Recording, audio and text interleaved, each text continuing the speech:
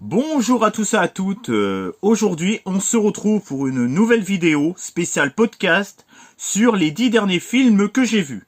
Alors cette fois-ci ça ne sera pas en live ni en vidéo préenregistrée où on voit mon visage quoi. Aujourd'hui ça sera sous forme de podcast. J'aime que cette émission soit évolutive en fonction de mes envies et cette fois-ci je vous le propose en forme de podcast.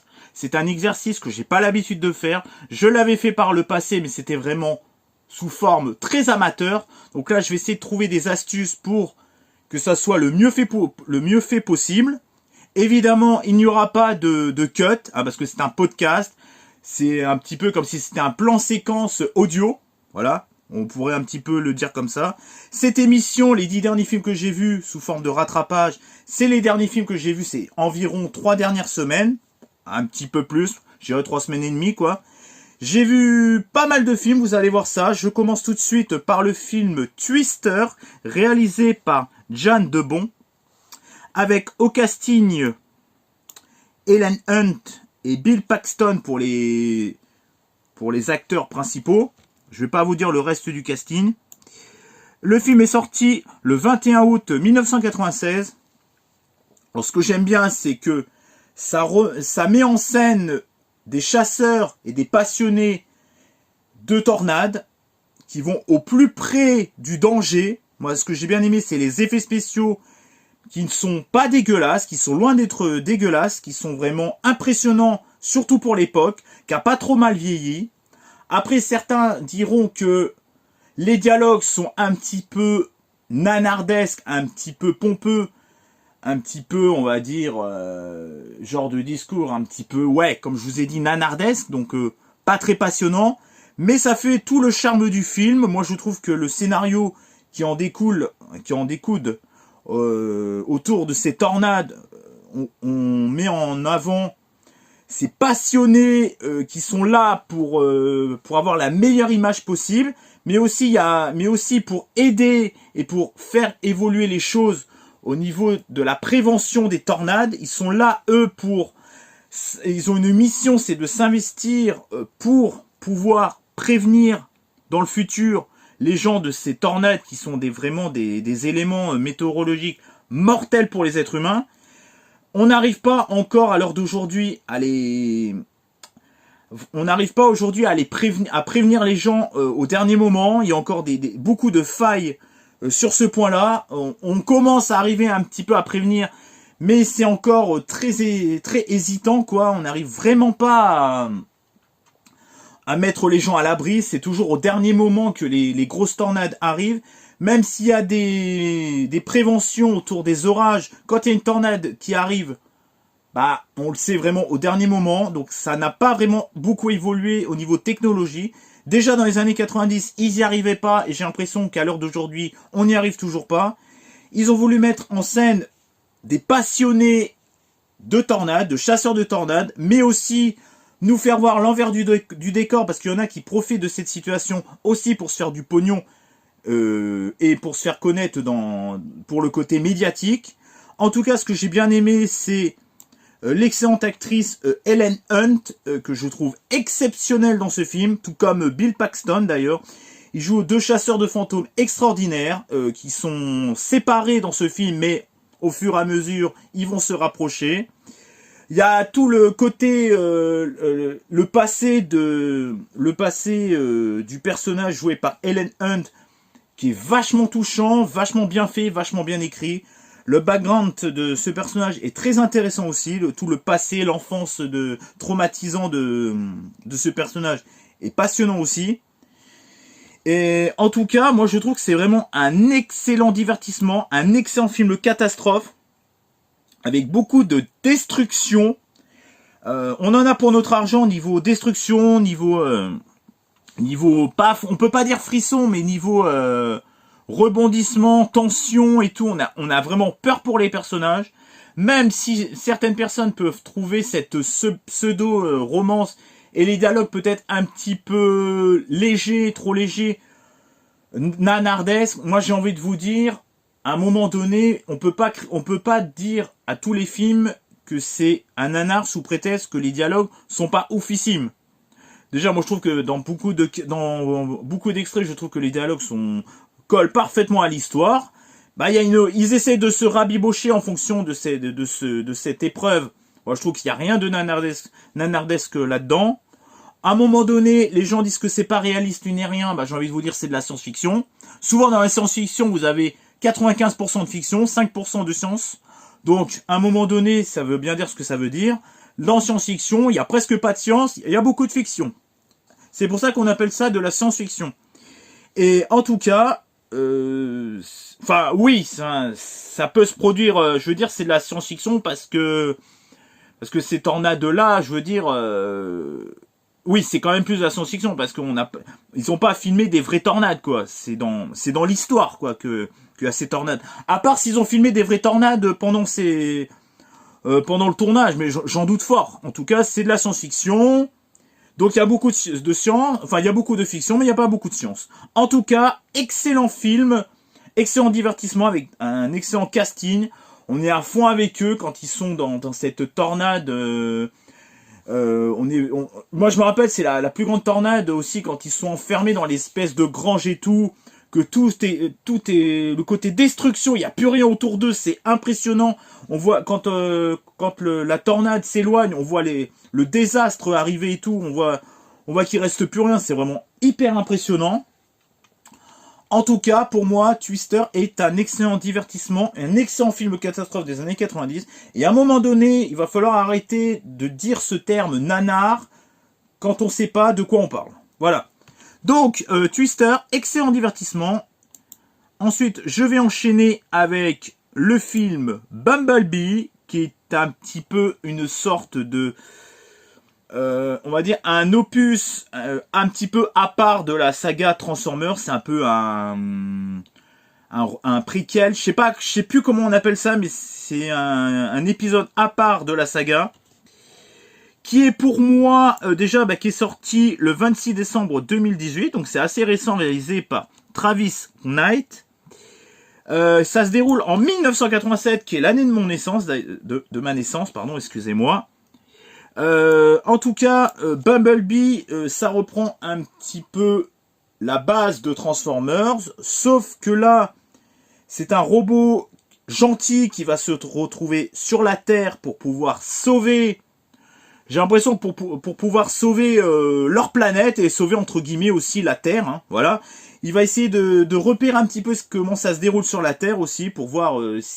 pour un petit peu sauver sa peau, pour aussi sauver sa planète. Il va se retrouver, le petit personnage Bumblebee va se retrouver sur la Terre pour un petit peu voir comment vont réagir un peu les méchants. Si j'ai bien compris, c'est ça. Et ce robot va faire la connaissance d'une adolescente qui fête ses 18 ans. Alors ce que j'ai bien aimé, c'est que contrairement à Transformers, Bumblebee a un côté un petit peu plus subtil, un petit peu plus touchant, un petit peu plus sensible. C'est moins bourrin, c'est plus dans le sentimental. Niveau réalisation, je trouve que la photographie, les plans, les effets spéciaux sont peut-être un petit peu mieux faits, un petit peu plus réfléchis au niveau des dialogues. C'est peut-être un peu moins brut de décoffrage par rapport au reste de la saga qui avait avec Shia LaBeouf et Megan Fox. Megan Fox, oui c'est ça.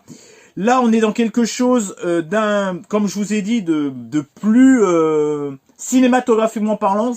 Ce film rentre plus dans cette case-là. On est quand même dans le divertissement, mais on n'est pas dans le divertissement bourrin. Là, on est quand même dans quelque chose d'un petit peu plus cinématographique au niveau technique. C'est beau, c'est touchant, on s'attache au personnage. Il y a tout un passif entre les deux, il y a toute sa famille, cette jeune adolescente avec sa famille et tout. Pour moi, c'est le petit bonbon de cette franchise, quoi, de la franchise Transformers. Il y a cette petite parenthèse enchantée qui fait qu'on passe un excellent moment. C'est pour moi cinématographiquement le mieux fait, et l'actrice Hélène Steffy, donc celle-là qui joue l'ado, est vraiment exceptionnelle. Est-ce que j'ai bien aimé aussi, c'est l'agent Jack Byrne joué par John Cena, qui joue parfaitement bien aussi dans ce film. J'espère que j'ai rien oublié. J'espère que j'ai rien oublié. Oui, le côté émotion, les CGI sont vraiment maîtrisés. Il y a même ce petit pourcentage humoristique, bon, vraiment léger, qui colle parfaitement à ce film. C'est un opus beaucoup plus posé et moins bourrin que les autres. En tout cas, pour moi, c'est vraiment une réussite. Ensuite, je vais vous parler d'un classique de Disney qui est Cendrillon.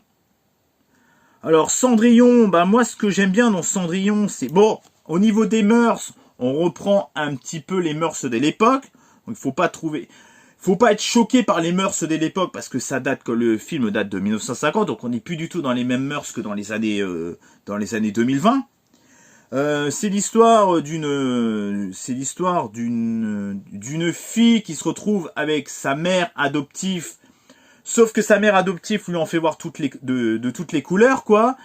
Idem pour ses sœurs adoptives. Elle leur en fait voir de toutes les couleurs. Elle a que ses animaux pour s'évader un petit peu, son côté imaginaire et les animaux les petites souris, enfin vraiment tous les animaux font que comment dire, entre les animaux et Cendrillon, il y a vraiment une alchimie qui se dégage de ce métrage. Avec des chorégraphies qui sont sympas, il y a un petit côté chorégraphie qui est sympa dans les musiques. Ce que j'aime bien, c'est que ça va plaire aux petites filles, mais ça peut plaire aussi aux adultes parce qu'il y a des messages adultes qui sont assez forts. Moi, je pense que ça peut plaire aux deux, quoi, aussi bien aux adultes qu'aux enfants. Il y a un côté très touchant entre les animaux et Cendrillon. Il y a la matriarche qui est vraiment impressionnante, a fait vraiment flipper, c'est vraiment une peau de vache. Les sœurs, c'est exactement pareil, c'est pour ça que les thèmes abordés peuvent plaire aussi bien aux adultes qu'aux enfants. C'est pas trop enfantin, c'est plutôt bien fait. L'animation en Technicolor est tout aussi magnifique. Moi, ce que j'avais marqué, c'est un classique Disney qui plaira aux petites filles mais aussi aux adultes, avec une âme d'enfant. Ce n'est pas le plus original, mais la relation entre les animaux et Cendrillon donne toute l'ampleur émotionnelle et ça donne un classique avec une animation au millimètre près. C'est vrai que le côté animation, il est extraordinaire. Visuellement, les dessins sont juste somptueux dans ce film. Vraiment, moi je trouve que c'est un très bon film d'animation. C'est simple, c'est peut-être pas le plus original, mais c'est pour ça aussi que c'est culte, quoi, parce que ça a marqué les générations entières et ça marque encore la génération de petites filles et tout. Même si les garçons peuvent aussi voir ce film, ça plaît avant tout aux petites filles, mais ça peut plaire aussi aux petits garçons. Enfin voilà, ça plaît vraiment à tout le monde. C'est un film grand public, d'animation, vraiment superbe. On n'en fait plus des comme ça aujourd'hui. Je suis désolé de dire, mais peut-être dans les animés, mais dans les films d'animation classiques américains, on ne produit plus ce genre de choses, quoi. C'est dommage, mais c'est comme ça. Et au niveau des dessins, voilà, bah c'est l'époque du Technicolor. Magnifique, en tout cas, j'aime bien la chanson aussi. Papa papa pim, papa papa poum, ta ta ta ta tim, ta ta. Les musiques sont excellentes aussi. Bon, j'avais remarqué une petite chanson dans l'eau qui cassait pas trois pattes à un canard dans le film. En tout cas, Cendrillon, un classique. Je poursuis avec un film. Alors là, c'est un stoner movie. Donc un stoner movie, pour ceux qui savent pas, c'est un film qui parle de drogue. Principalement, les stoner movies, c'est principalement en comédie. Mais il y a l'exception qui confirme la règle. Je prends Requiem for a Dream. Vous savez, sur la drogue, là, sur les différentes drogues. Requiem for a Dream, là. Vous savez, c'est les personnages qui se droguent et tout, là, qui finissent hyper mal et tout. Là, on peut le considérer comme un stoner movie, mais plutôt un stoner movie plutôt dramatique, quoi. Alors, Evil Bong, c'est l'histoire de jeunes adultes qui se retrouvent dans un appartement et ils reçoivent, il y en a un qui commande sur internet, il achète un bong. Donc, un bong, pour ceux qui savent pas, c'est pour se shooter la gueule, quoi. Il souffle dedans, là, il mélange du tabac avec du shit. Il souffle dedans un peu comme une chicha, mais en version un peu plus forte, quoi. Donc c'est ça qu'on appelle un bong. Sauf que le bong, il est vivant. Et le but du bong, c'est de les attirer dans un truc un peu fantasque. Et fantasme aussi, avec des meufs à poil et tout. Tout ça pour aspirer leur énergie, leur âme, quoi. Pour que le bong continue à vivre. Alors, c'est complètement lunaire comme truc. Alors oui, cinématographiquement, c'est de la merde. Faut le reconnaître, cinématographiquement. Et encore, il y a des petits plans dans l'espèce de bar à pute, là. Qui sont pas trop mal faits. Bon, dans l'appartement, c'est des champs contre champs. C'est vraiment le truc basique. Même moi, limite, j'arriverais mieux à filmer que ça. C'est pour dire. Il y a des petits plans sympas dans le bar à pute, mais en dehors de ça, c'est vraiment, c'est un scénario original pour le coup. On passe un bon moment, un moment lunaire, un moment où tout s'arrête. Les personnages sont plutôt pas trop mal. Il y a comment il s'appelle l'acteur je sais même plus comment il s'appelle l'acteur principal, enfin l'acteur le vieux là qui joue ah bah j'ai plus en tête, bah ils le mettent même pas là. Bah vous le voyez dans l'affiche là, celui-là il est connu en plus. Ah j'ai plus en tête, mais vous savez, si vous regardez l'affiche, le vieux c'est un acteur assez connu. Mais là sur le site il est pas noté, donc bon. Attendez. Un stoner movie très obscur qui a eu le droit à une VF contrairement au reste de cette longue saga. Le film est drôle, psychédélique, ah oui, un côté très psychédélique aussi, sexy, avec des gros nichons, et complètement lunaire, ça casse pas trois pattes à un canard, les trucages sont vraiment très moyens, mais on passe un moment lunaire mais sympathique. Je vais pas revenir plus dessus, c'est un moment lunaire, alors attention, c'est un public quand même assez averti. D'ailleurs, j'ai mis le film sur ma chaîne YouTube, si vous voulez le voir, Evil Bong. C'est un film qui est sorti en 2006, et le réalisateur, je crois que vous vous en foutez. Ensuite, un film que j'ai vu, c'est une petite comédie culinaire, avec un casting quand même assez important, avec Jean Reno et Michael Youn. D'ailleurs, comme un chef, Michael Youn et Jean Reno forment un duo vraiment superbe. Jean Reno, il est un chef assez réputé, mais le problème c'est que il est endetté, donc il est prêt à se faire racheter parce qu'il a un boss au-dessus de lui, donc il est prêt à se faire racheter par son boss, si j'ai bien compris, je crois que c'est ça. Et Michael Youn est un jeune qui galère un petit peu à trouver du boulot et tout, il est passionné de cuisine, et il se retrouve second chef, un second chef, je sais pas comment on dit, qui est en dessous du chef, donc il seconde le chef, quoi. Il va se retrouver dans la brigade de Jean Reno. Ça donne vraiment une petite comédie que j'ai trouvée fort agréable. Elle est drôle, elle est touchante. Ça met à l'honneur la gastronomie française. Il y a même le côté la bouffe moléculaire. Donc, ça me rappelle un petit peu la bouffe moléculaire. Ils ont un petit peu donné des petits clins d'œil, à l'aile ou la cuisse.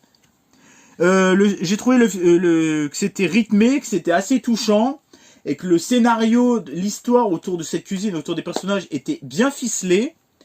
Le scénario était vraiment bien ficelé. On passe vraiment un bon moment. C'est une petite comédie culinaire sans prétention, avec un bon casting dans l'ensemble, un duo avec une alchimie pour un truc moléculaire, c'est paradoxal, plutôt bien fait. Cinématographiquement, c'est champ contre champ, mais c'est pas désagréable. On sait bien filmer les aliments, on sait bien filmer les scènes dans la cuisine et tout. C'est un film agréable avec des moments drôles, des moments touchants. C'est assez réaliste comme truc, donc on se plonge directement dans cet univers culinaire.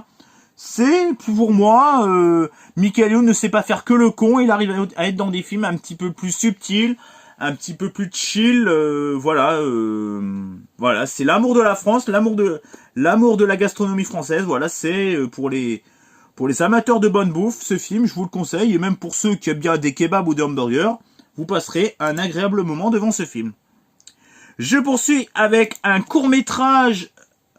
D'ailleurs, il y a les geekeries de Sydney qui est dans ce court-métrage. Est-ce que... attendez. Non, je suis désolé, j'ai pas mis les acteurs. C'est moi qui a créé l'affiche sur Captain Watch. Je suis heureux de moi. C'est réalisé par Nelson R. Dragon. Alors, je vais vous raconter le synopsis parce qu'il n'est pas facile à dire. Nico se réveille dans une capsule spatiale en destination d'une galaxie lointaine, sans moyen de survie, aux portes de la mort. Son voyage est brusquement interrompu par un mystérieux vortex.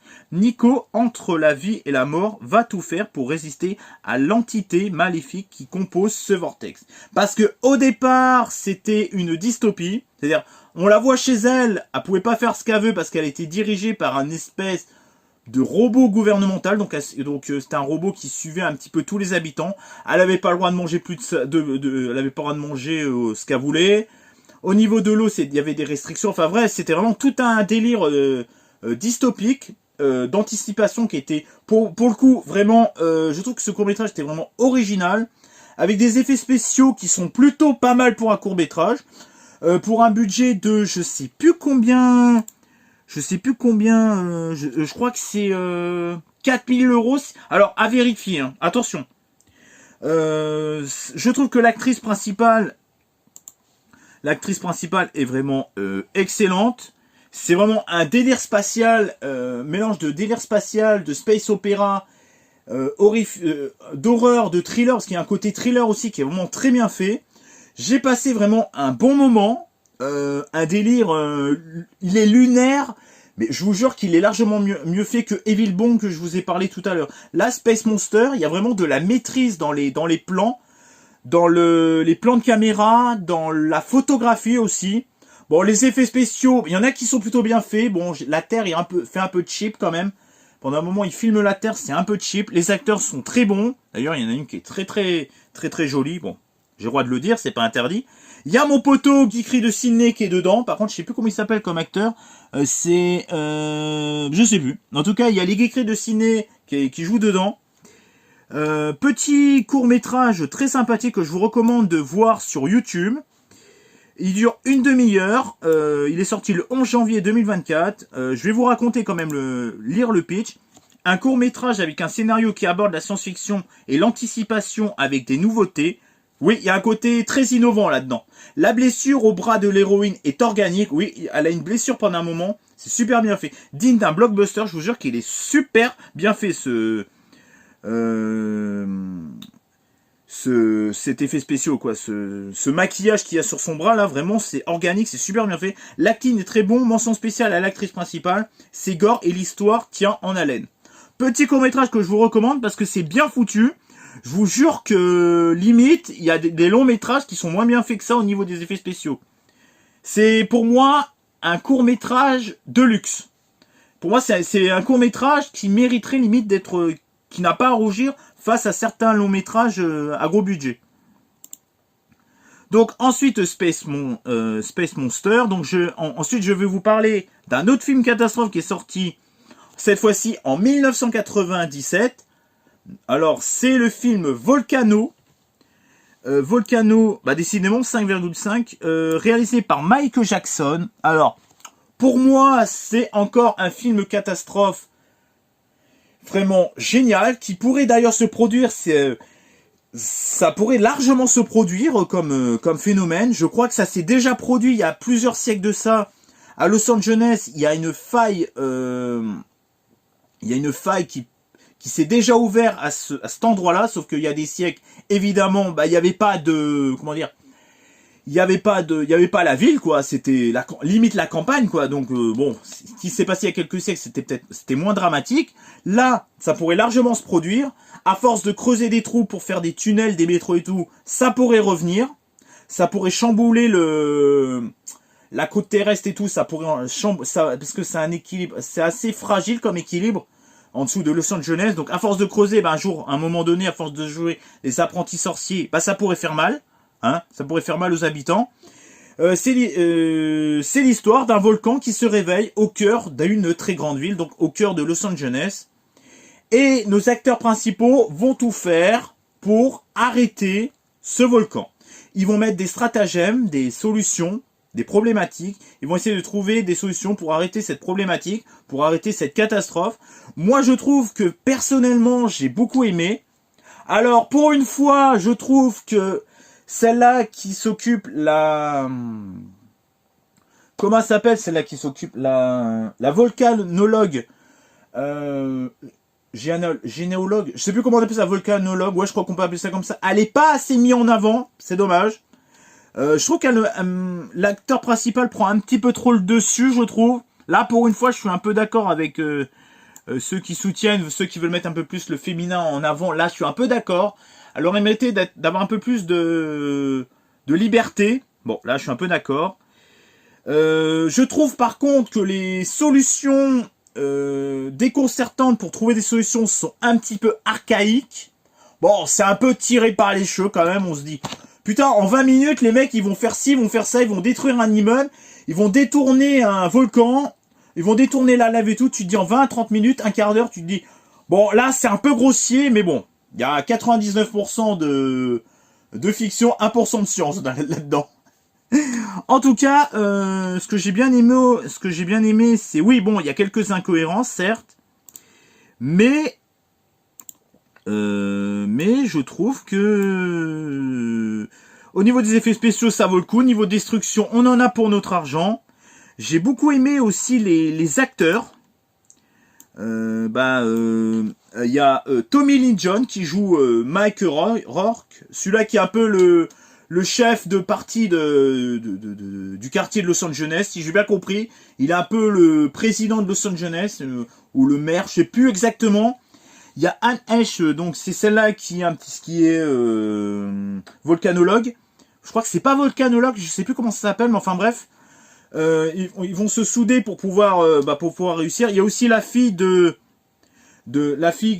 Mike Ron, c'est Gaby Hoffman, qui est plutôt pas mal. Alors elle est complètement conne. Elle va où il y a le plus de danger à la fin. Enfin bref, il y a toujours des ados pour faire chier dans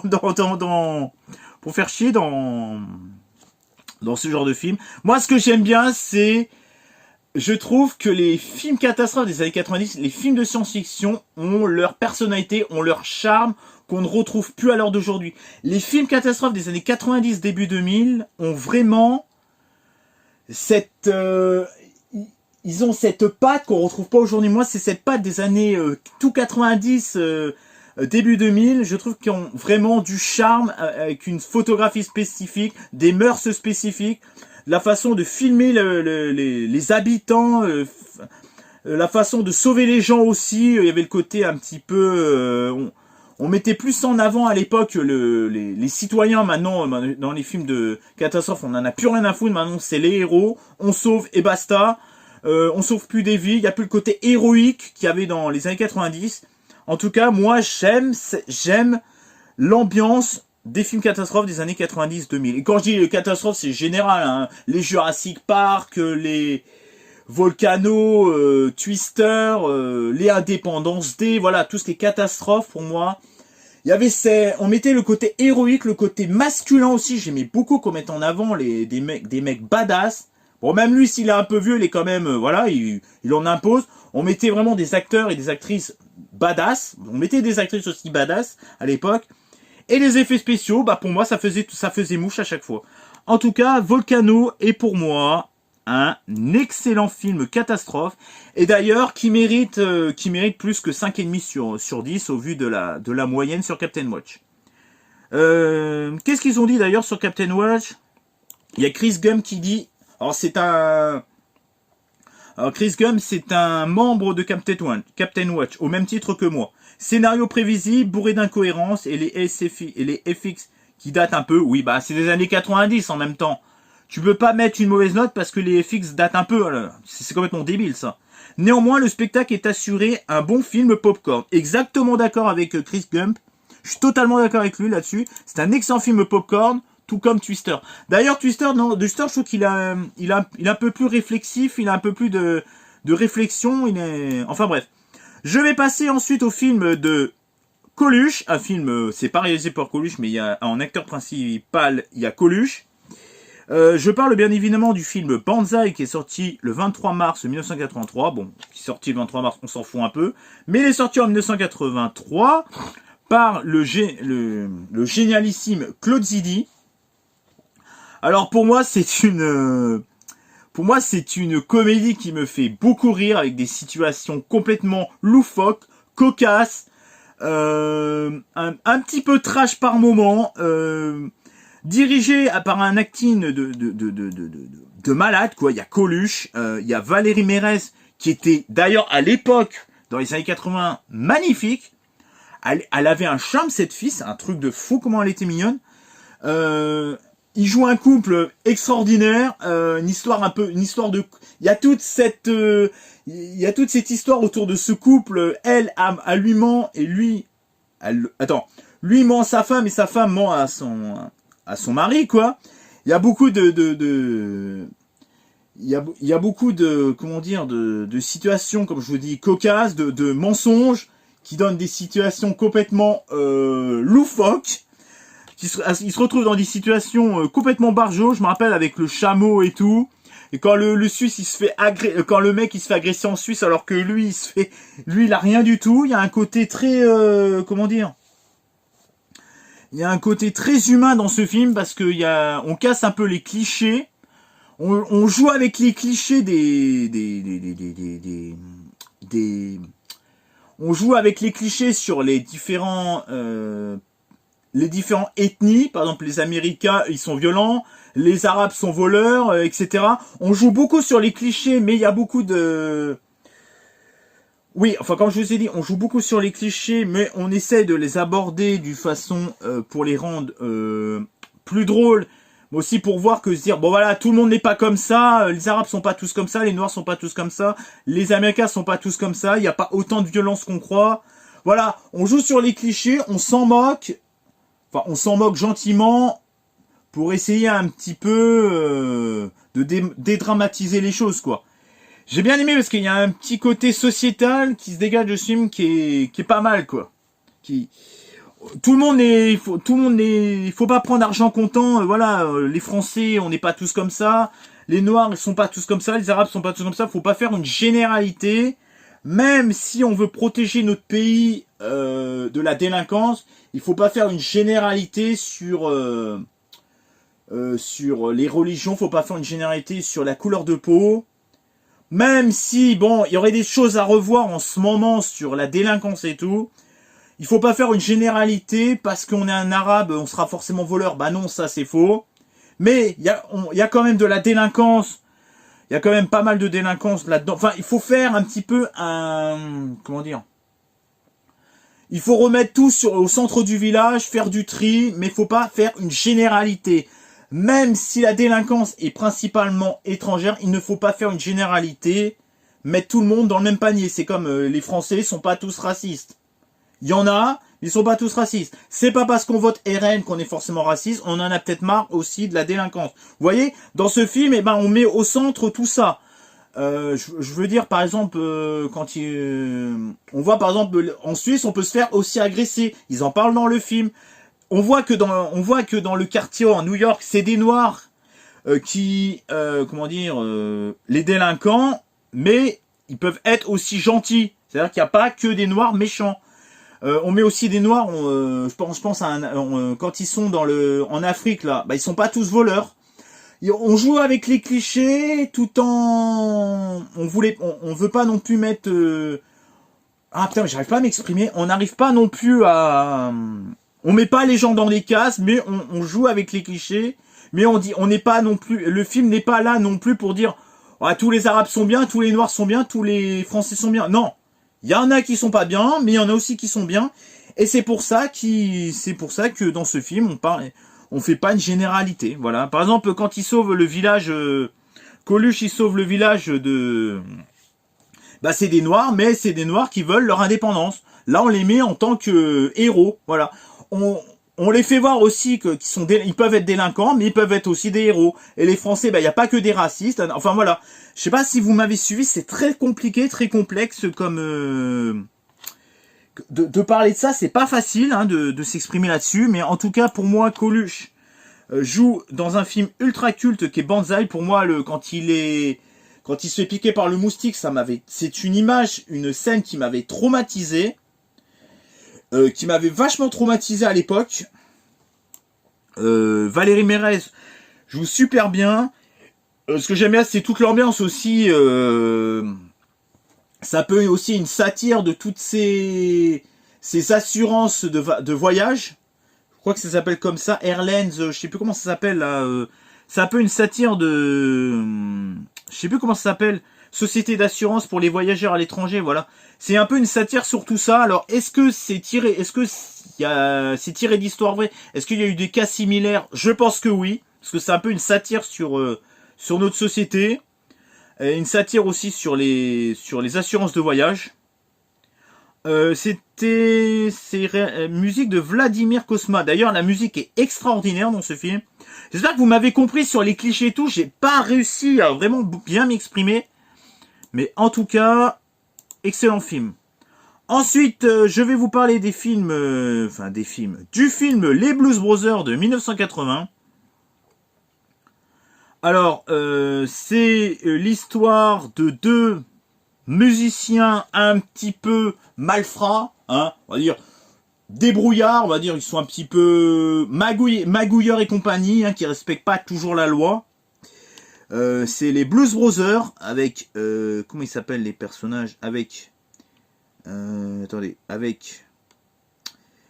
où ça, putain, ça avec Ed Wood et avec Joliette. Donc c'est les deux personnages principaux. Il y en a un qui sort de prison, ils ont plus de thunes, ils doivent 5000 $ pour aider à sauver l'orphelinat auquel ils ont grandi. Donc ils doivent trouver 5000 $. Donc pour ça, ils reconstruisent les Blues Brothers, ils reconstruisent le groupe de rock, les Blues Brothers. Enfin, ouais, je crois que c'est du rock, non, du rhythm and blues plutôt. Et pour ça, eh ben, ils font appel à des anciens collègues, collègues de musiciens qui étaient dans leur ancien groupe. Ils se font aider aussi par, des vrais chanteurs. Il y a James Brown, il y a Cab Calloway, il y a Ray Charles, Aretha Franklin qui jouent dans ce film. Donc il y a un casting impressionnant de chanteurs, bien plus que les acteurs d'ailleurs. J'ai l'impression que les chanteurs limite prennent la place sur les acteurs dans ce film. Avoir réuni autant de légendes que ça dans un film, c'est extraordinaire. Après, certes, le film en lui-même, il n'est pas extraordinaire. Je vous avouerai qu'il y a certains moments, je me suis un peu ennuyé. Mais je reconnais quand même le génie musical de ce film. C'est un film culte, des années 80, de 1980. Qu'est-ce que j'avais marqué? Le film reprend avec énormément de liberté les origines du duo, parce que c'est l'histoire d'un vrai duo à la base. C'est bien rythmé, avec une BO rock, rhythm and blues extraordinaire, avec un casting impressionnant, avec des vrais chanteurs de l'époque, enfin des chanteurs des années 60, qui étaient encore vivants à cette époque-là. Le film va à 100 à l'heure, c'est parfois lourdingue, avec un scénario pas toujours fin, mais les courses-poursuites sont jubilatoires. Oui, je voulais vous parler des courses-poursuites. Il y a des courses-poursuites avec les flics qui sont vraiment extraordinaires. Et ils vont être emmerdés aussi avec... ils vont avoir beaucoup de péripéties. Ce que j'ai bien aimé, c'est la meuf de Ed Wood ou l'autre, je sais plus. Elle est complètement starbée. Alors, ça donne des situations complètement barjo, quoi. Cette meuf, elle est génialissime dans ce film. Alors oui, c'est pas un scénario très fin, mais le côté musical fait que ce film est assez légendaire et assez culte, qui est devenu assez culte, qui est devenu culte au fil des années, quoi. Je pense que c'est plus le casting musical qui est devenu culte, plus que le scénario en lui-même, mais ça donne quand même un film assez sympathique à regarder, avec des courses-poursuites complètement lunaires, complètement cartoonesques, quoi, limite cartoonesques, quoi. Petit film sympathique. Alors je vais vous lire un peu un ou deux avis. Il y a Laura Télé qui dit l'une des seules comédies musicales que je peux regarder avec plaisir. Les musiques sont géniales, bon jusque là ok. L'histoire est simple mais n'est qu'un prétexte pour un enchaînement de gags cartoonesques. Exactement ce que j'ai dit. Je vous jure que j'ai pas regardé cette critique avant. Les acteurs sont monumentaux. C'est un vrai feel-good movie culte. J'enchaîne ce podcast avec le film Un petit truc en plus réalisé par Artus.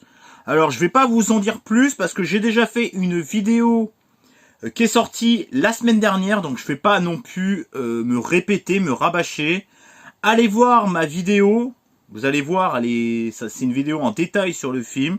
J'ai beaucoup apprécié malgré quelques petits handicaps, mais il y a ce petit truc en plus qui fait que ce film est attachant et que ce film a fait autant de succès au niveau du box-office, qui est largement mérité.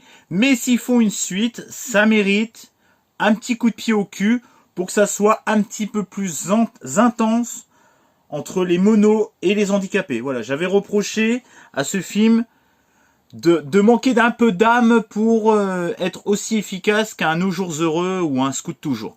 Voilà. Je vais pas revenir en dessus. En tout cas, Clovis Cornillac dans ce film, il est exceptionnel. Les handicapés qui jouent dans ce film sont tous humainement extraordinaires. Ils sont handicapés, mais ils jouent parfaitement bien leur rôle d'handicapé, mais aussi en tant qu'acteurs. Ils ont un handicap, mais ils réussissent à transmettre leur jeu d'acteur, vraiment. Et c'est-à-dire qu'ils jouent les handicapés, mais en plus ils doivent jouer un jeu d'acteur. Ils le font tous parfaitement bien. Et je suis encore désolé d'avoir cru que certains n'étaient pas handicapés, mais en fait on m'a dit qu'il y en avait qu'ils étaient tous handicapés, hormis Artus et Clovis Cornillac. Et la mono Alice Béteille, comment s'appelle déjà Alice Belaïdi. Donc voilà. Désolé d'avoir entendu ce bruit, c'était cet enculé de portable pour me dire que j'avais pas assez de stockage de mémoire, quoi. Donc désolé pour ce bruit.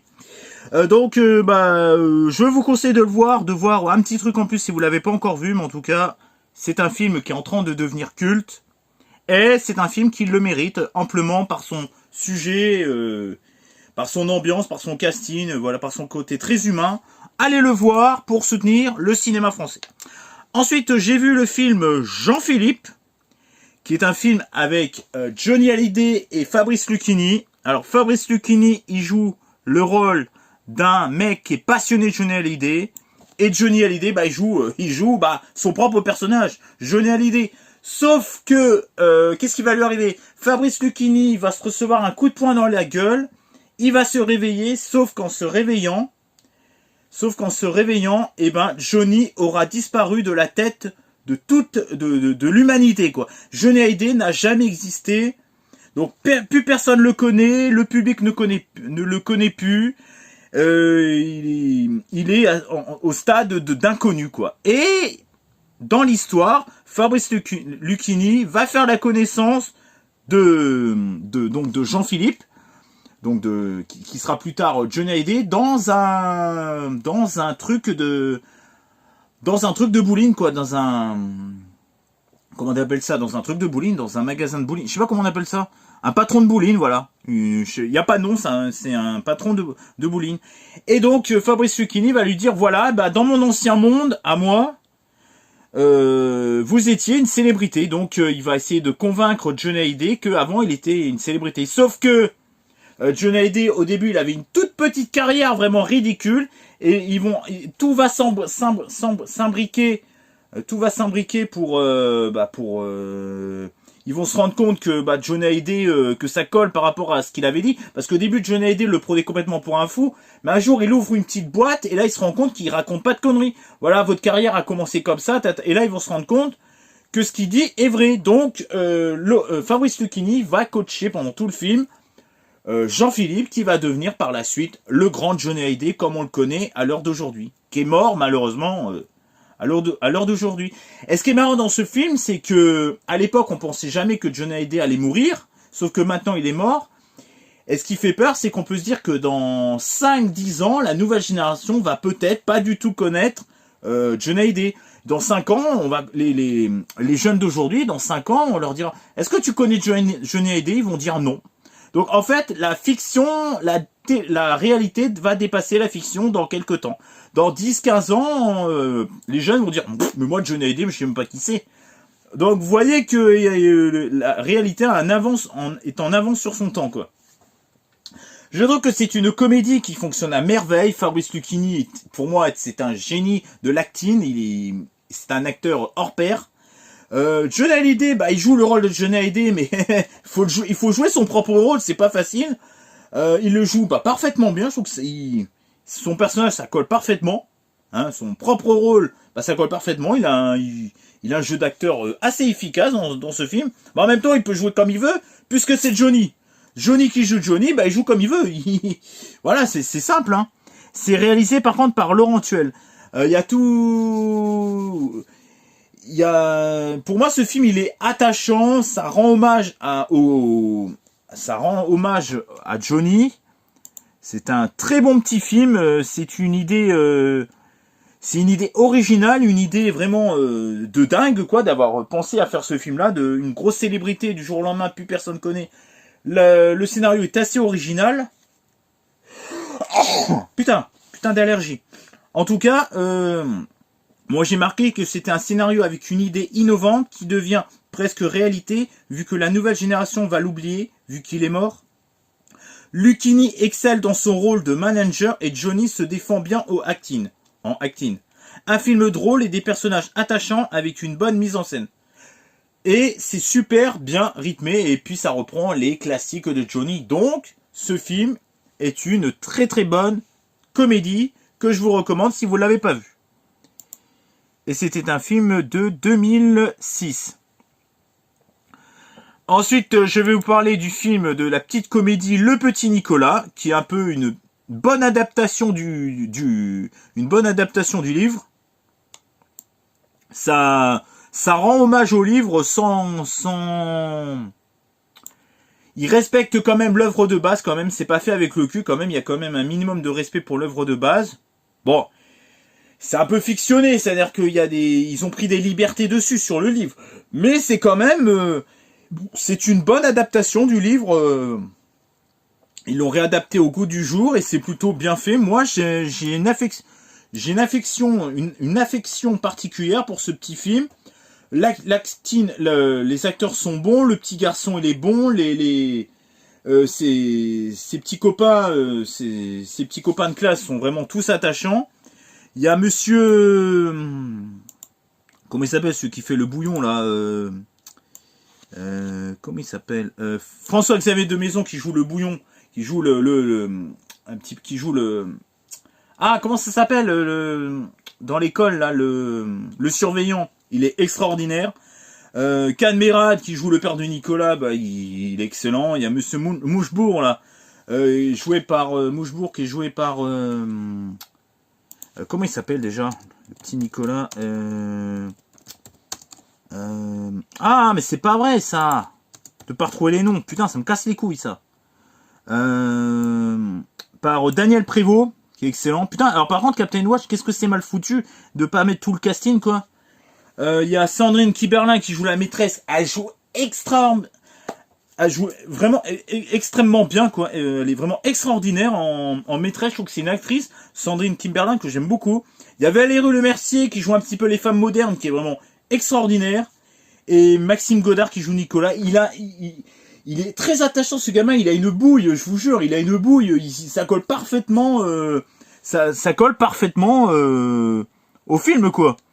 Il a une bouille quoi, tu retrouves pas ça peut-être dans les autres, dans certains films tu retrouves pas ça, mais par exemple je prends l'élève du Cobu, il y a des du Cobu, ça colle pas trop, vous voyez, alors que lui Nicolas, il a une bouille, mais ça fait vraiment typiquement le livre quoi, il respecte vraiment, je vois le design du livre du petit Nicolas, c'est Goscinny, je crois que c'est Goscinny si je dis pas de conneries.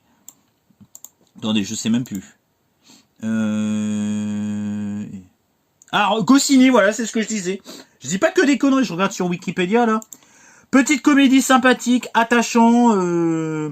Moi j'aime beaucoup cette petite comédie quoi. La preuve elle est notée 6,2 sur 10. Elle est bien mise en scène, elle est bien réalisée, elle est bien écrite aussi, même si ça reprend le livre, ils l'ont adapté à leur façon. C'est plutôt bien, ils ont chacun leur personnalité, c'est un petit film qui paye pas de mine, qui est très sympathique. Et d'ailleurs, j'en avais fait une critique il y a pas longtemps, l'année dernière, parce que je l'ai vu, je l'ai vu en une période de temps assez réduite, parce que je l'avais vu fin 2023. Ensuite, je vais vous parler d'un film. Alors là, grosse polémique, je vais vous parler de Godzilla Minus One, qui est pour moi un film sorti en sortie nationale en 2024, parce que le film, il est sorti en salle, dans toutes les salles, le 17 janvier 2024 pendant 2 semaines, alors que l'année dernière, il était sorti que dans un seul multiplex. Je sais plus si c'était CGR ou... Ouais, je sais plus quel multiplex. Il était sorti seulement dans un seul multiplex. Donc pour moi, c'était un petit peu une sortie... Pour moi, c'était une sortie assez restreinte, assez confidentielle. Un peu genre comme un festival. Donc pour moi, la vraie sortie nationale, c'est bien en début 2024. Donc pour moi, ce film est un film de 2024. Pour moi, 2023, c'est juste une sortie confidentielle, un peu comme si ça a été sorti dans un festival. Il était sorti que pour 2 jours. Je suis désolé, mais un film qui sort pour 2 jours, pour moi, c'est une sortie festival. Je suis désolé, hein. Pour moi, pourquoi je m'énerve moi? Pour moi, un film qui sort sur 1 ou 2 jours, pour moi, c'est une sortie festival. C'est pas une sortie nationale. Et la preuve, c'est bien écrit sur l'affiche après en 2024, entre le 17 janvier jusqu'au je sais plus, pendant 2 semaines, là, c'était marqué sur l'affiche, pendant 2 semaines, du 17 janvier jusqu'au, je sais pas combien ça fait, 17 plus 14, je sais plus, jusqu'au 28, je crois, une connerie comme ça. En tout cas, pour moi, c'est un film de 2023. En tout cas, qu'est-ce que je peux dire de Godzilla Minus One? Pour un budget d'environ 20 millions d'euros, ils ont réussi, les Japonais, à faire des effets spéciaux dignes d'un film à 200 millions. Les effets spéciaux n'ont pas à rougir face au Godzilla américain, largement pas, hein, largement ils n'ont pas à rougir, parce qu'ils le font, ils excellent dans leur art de la science-fiction et des effets spéciaux. Pour moi, c'est une réussite. Le Godzilla, il est massif, il y a un côté gigantisme, un côté destruction, un côté même limite horrifique, il y a même un côté très horrifique, parce que quand il bouffe les gens en début, il y a une ambiance limite horrifique. Le Godzilla fait vraiment flipper. Il y a le côté gigantisme, on voit quand il bouffe les gens, il fait pas semblant. On voit que c'est assez violent, hein, quand même, c'est assez violent quand il bouffe les gens. Alors, je vais lui reprocher peut-être un petit truc. Il y a un petit côté horrifique, vous savez, quand il bouffe les gens, vous savez, un peu comme à la Jurassic Park, c'est un petit peu, ça se calme un peu le reste du film, c'est l'impact du dinosaure sur les humains qu'il est en train de bouffer, ou qu'il est en train d'écraser, ça s'estompe un petit peu au fil du film. On est moins dans ce spectacle où le Godzilla bouffe les gens. Même à Tokyo, j'ai l'impression qu'à Tokyo, c'est un petit peu plus, c'est moins violent que la scène d'intro. Je reproche une baisse de régime dans le côté horrifique, et dans le côté ça va faire mal parce que le dinosaure bouffe les gens. Donc il y a un côté un petit peu moins violent pendant la scène de Tokyo, même si c'est très psychologique, parce qu'on les voit, on voit tous ces gens souffrir à cause du dinosaure, avoir peur, courir face à ce dinosaure dans ce Tokyo là, c'est horrible, c'est vraiment le gigantisme est largement respecté. Ce qui est largement respecté, c'est tout le côté, le process autour du côté guerre. Ils sont encore dans cet esprit guerre. Les personnages sont dans cet esprit guerre, donc dans un esprit très torturé, très dramatique. Ils ont vécu des choses extrêmement difficiles à cause de ce qui s'était passé juste après Pearl Harbor, quand les Américains les ont attaqués dans leur île, quoi, donc au Japon. Et ils sont torturés. Le personnage principal est torturé par la guerre, par les victimes de guerre, mais aussi quand tous ses coéquipiers meurent et tout. C'est un personnage qui est très tortureux, quoi. C'est pour ça que ça s'appelle aussi un drama, parce que il y a un côté dramatique, un petit côté romance aussi qui se dégage de ce film. Le côté romance avec la nana et avec lui est très bien fait, très bien écrit. On remet au goût du jour Godzilla, c'est un divertissement grand public, mais on voit aussi que ça respecte l'œuvre de 1954, où tout ce côté guerre est vraiment très représentatif. Godzilla, ça fait penser un peu à Hitler, hein, ça fait penser un petit peu à... Non, pas Hitler, aux méchants américains, ça fait penser un petit peu à la terreur de la guerre. Godzilla est le symbole est un symbole de guerre, vu que c'était juste après la guerre, mais c'est vraiment un symbole même de la guerre. Genre, c'est un peu un Hitler bis ou un... Je sais plus comment s'appelle le chef qui a attaqué le... Enfin, c'est vraiment... Ça représente un petit peu les Américains, c'est-à-dire ça représente un peu les Allemands, un peu les Américains, le Godzilla. Enfin, pour eux, c'est plus les Américains. Mais on pourrait le voir, nous, en tant qu'Européens, comme un Hitler, quoi. Le Godzilla, on pourrait le voir un peu comme un Hitler, quoi. C'est très bien fait. Moi, ce que j'ai bien aimé, c'est le côté le côté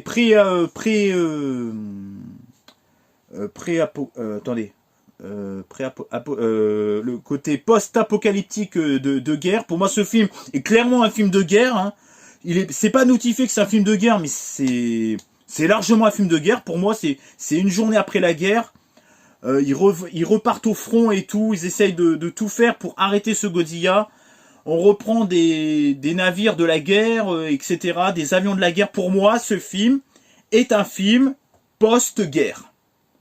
Post-guerre, post-apocalyptique de guerre. Vous mettez ça comme vous voulez. Pour moi, ce film est un film de guerre et un film fantastique. Science-fiction, je vois vraiment pas ce qu'il y a de... Les gens, enfin, c'est marqué que c'est science-fiction. Je vois vraiment pas ce qu'il y a de science-fiction là-dedans. C'est plus un film fantastique. Ah, parce que des monstres comme ça, dans la science, ça n'existe pas. Les grosses bestioles comme ça, je suis désolé, ça n'existe pas. Il y a un petit côté, le côté action est vraiment excellent. Qu'est-ce que j'ai marqué moi, franchement, le gigantisme de ce film, les effets spéciaux, pour moi, c'est extraordinaire. Qu'est-ce que j'ai marqué? Attendez, qu'est-ce que j'ai marqué, moi? Un film qui rend hommage au mythe de Godzilla, qui rappelle par les traumas du passé l'horrible guerre, dirigé par un personnage torturé et un Godzilla à la tension palpable et organique. Le gigantisme est là, tout comme les SFX, malgré un budget serré, scénario et mise en scène parfaite. Pour moi, ce film est, pour le moment, pour moi, le meilleur film de 2024. Pour moi, c'est le meilleur film en sortie nationale de 2024. J'ai adoré déjà le casting, il est génial. Le mec, l'acteur principal est génial. La nana, elle est géniale. C'est un symbole de la guerre. Ça respecte à la lettre l'œuvre de base de 1954. Ça respecte bien parce qu'à la base c'est un film japonais. Bah, ça met à l'honneur les Godzilla de 1954. Peut-être même en mieux fait, parce que bon, 54, ça a peut-être quand même un peu mal vieilli. Bon, c'est peut-être pas aussi impactant que celui-là de 2023. Pour moi, il l'a peut-être surpassé celui-là de 1954. Niveau moral, c'est un symbole de la guerre, c'est un symbole fort. Un personnage, donc le personnage, le méchant Godzilla. Voilà, il y a le côté drama aussi, le côté drama avec ces personnages torturés de la guerre. J'ai adoré. Pour moi, c'est largement mieux que tous les Godzilla américains. Pour moi, ça surpasse les films américains. Même si ça reste un divertissement grand public, c'est un divertissement grand public intelligent. Intelligemment fait, intelligemment subtil. C'est quand même beaucoup plus subtil. Bon, après c'est subtil, ça va. C'est pas non plus un film, à la Christopher Nolan.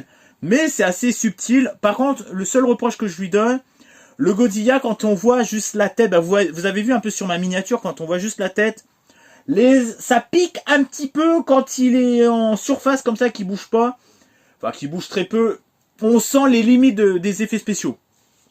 Il y a beaucoup le côté destruction, il est oufissime. Vous vous rendez compte, tout ça pour 20 millions de dollars. Ça se voit que au Japon, ils mettent pas tout l'argent dans le casting, dans les acteurs, ils mettent tout l'argent dans les effets spéciaux. Parce que là, 20 millions, tu fais exactement le même film aux États-Unis avec des acteurs connus. C'est l'inverse.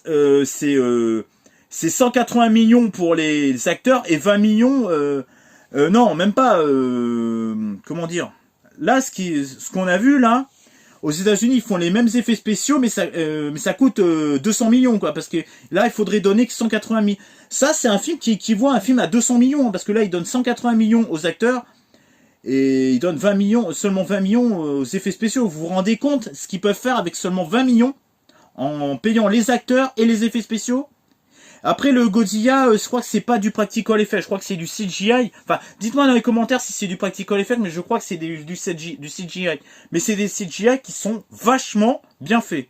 En tout cas, Godzilla Minus One est pour moi quasiment un film culte, un chef-d'œuvre cinématographique. D'ailleurs, j'ai pas vu le dernier Godzilla qui est sorti cette année, là, de la version américaine. Vous savez qu'ils sont dans le centre de la Terre avec Kong et Godzilla. Là, ils jouent le rôle des gentils, là, pour le coup. C'est marrant de voir un Godzilla gentil, mais bon.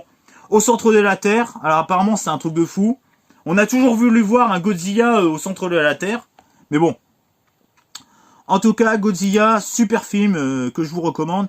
Et j'ai vu hier, ça sera le dernier film de ce podcast, les 10 derniers films que j'ai vus. J'ai vu le film Radio Star, réalisé par Romain Lévy.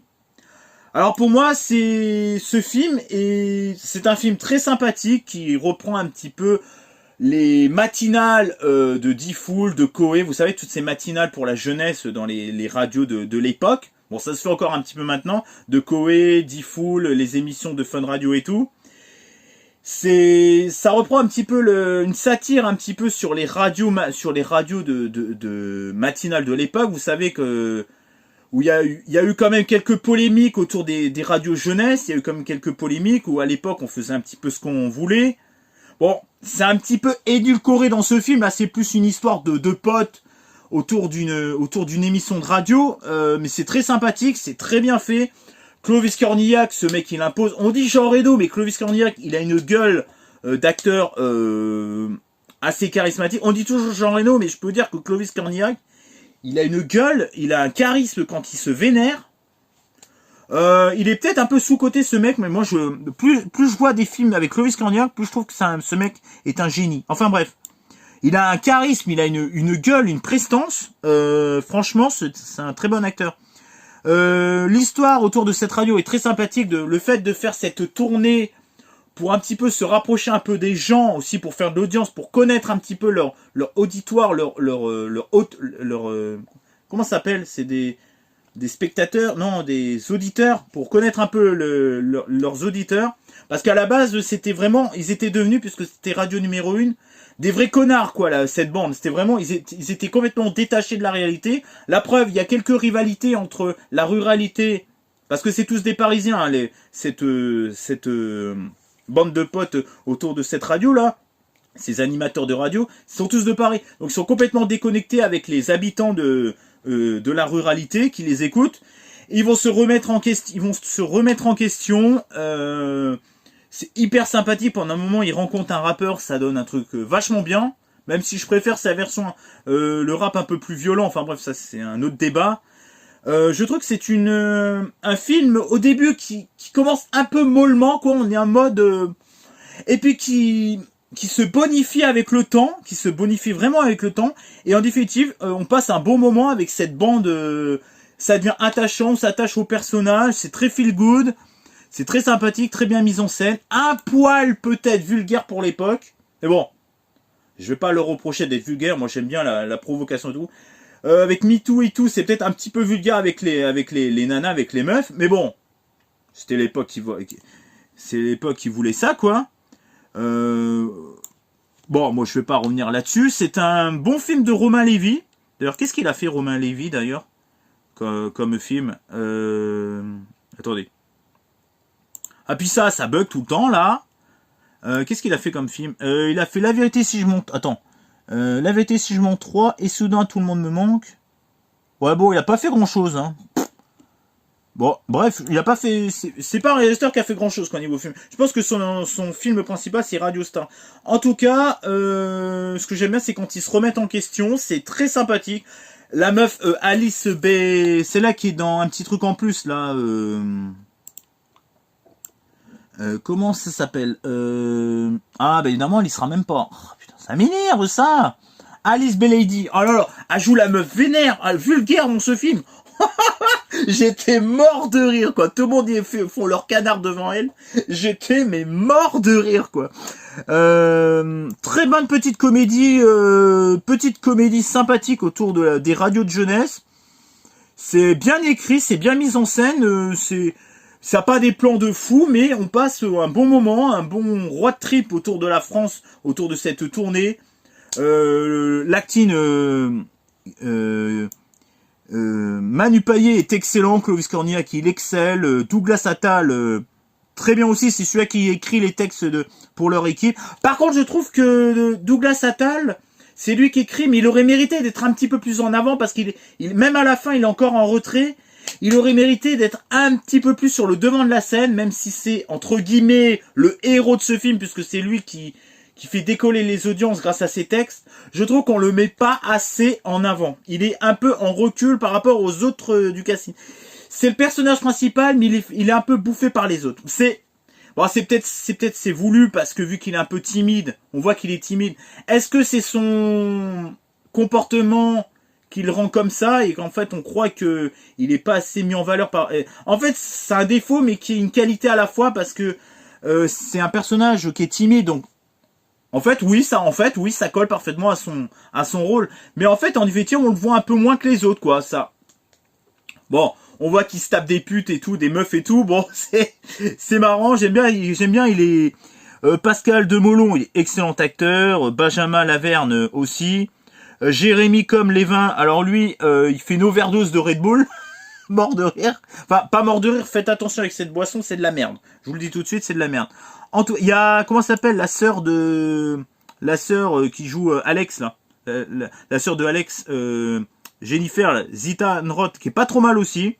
En tout cas, j'espère que j'ai fait le tour de tous les films que j'ai vus. J'espère que ce podcast, en tout cas, vous aura plu. J'ai voulu changer un peu de format. Pensez à me dire dans les commentaires ce que vous pensez des films que j'ai vus. Est-ce que vous aimez ce format podcast? J'essaierai au niveau de l'habillage peut-être de faire quelque chose de différent la prochaine fois. Enfin, je vous dis ça, mais j'ai pas encore fait l'habillage. Je sais pas comment je vais faire l'habillage. Vous me direz si ça vous a plu ou pas. Hein. Pour l'instant, c'est un peu dans le futur parce que j'ai rien décidé pour l'instant au niveau de l'habillage du podcast. On se retrouve pour de prochaines aventures, de prochaines vidéos, de prochains lives ou de prochains podcasts. Ciao et bye bye. Aimez le cinéma, aimez vos passions, aimez la musique, aimez les jeux vidéo, aimez la culture, aimez la pop culture.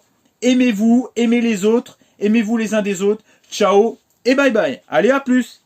Et regardez des films parce que le cinéma, c'est génial. Allez, à plus.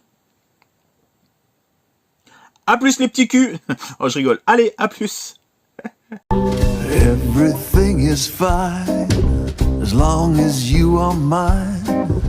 As long as you are mine. Oh yeah.